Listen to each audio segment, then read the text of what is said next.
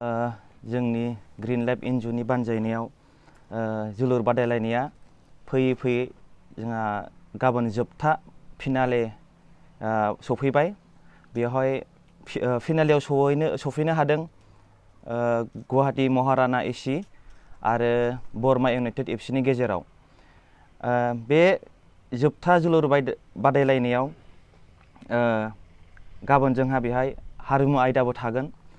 हारिमु आयदा थानाय हिसाबै जोङो माखासे देंखोगिरि आरो मोसागिरिफोरखौ जों हांख्रायनानै लाबोदों।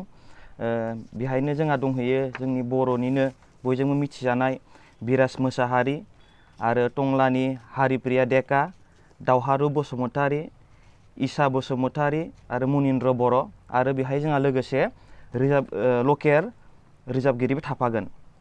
आरो मोसागिरिनि गेजेराव हांख्रायनानै लाबोजानाय उदालगुरि खायजामाथि लाइमोन हारिमु खेराइ आफाद बेबो मोसाफैगोन।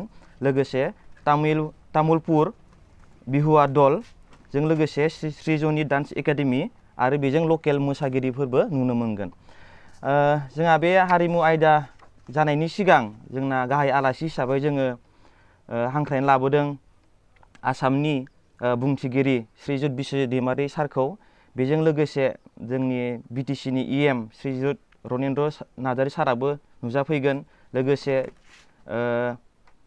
तामुलपुर 52 नंनि MLA सार जलेन दैमारि साराबो नुजाफैगोन। एक्स MLA हिसाबै नुजाफैगोन इमानुएल मोसाहारि सार। बेजों लोगोसे जोंनि बारग' एक्स EM गणेश कसारि साराबो नुजाफैगोन। एक्स EM मोगथां बसुमतारी आरो दानि स्पर्ट्सनि EM दावबायसा बर' आरो जोंहा सकपुर IC पस्टनि मिस्टार M रहमान आरो सार्कोल रेभिनिउ सार्कोल अफिसारनि मिस्टार मानसज्योति बरुवा जों लोगोसे श्रीमती आनन्दिता ब्रह्म AL। बेलासिनि 4 बाजिनिफ्राय जिथु हारिमु आयदाया जागोन, बेनिखायनो आङो ग्रीन लाइफ एनजिअनि जानानै गासिबो जोलुर बादायलायनायखौ नायनो मोजां मोनग्रा रायजो राजा नोंथांमोनखौ खावलायो जाहाथे बयबो बाहागो लाफैयो आरो हारिमु आयदायाव बयबो रंजाफायो। बेनो आंनि खावलायनाय रायजो राजा नोंथांमोननिसिम। गोजोननाय थाबाय। আমি গ্ৰীণ লাইফ NGO নাওকটাৰ উদ্যোগত শুক্লাই চেণ্ট্ৰেল ষ্টেডিয়ামত অনুষ্ঠিত প্ৰাইজ মানি ফুটবল প্ৰতিযোগিতাখন আমি যোৱা 23 অক্টোবৰৰ পৰা অনুষ্ঠিত কৰিছিলোঁ। আহি আমি অহাকালি চূড়ান্ত খেলখন পাতিবলৈ লৈছোঁ। খেলখনত অংশগ্ৰহণ কৰিব গুৱাহাটী মহাৰাণা এচি ফুটবল ক্লাব আৰু বৰমা ইউনাইটেড ফুটবল ক্লাবে। লগতে আমি কালচাৰ প্ৰগ্ৰেমৰো ব্যৱস্থা কৰিছোঁ।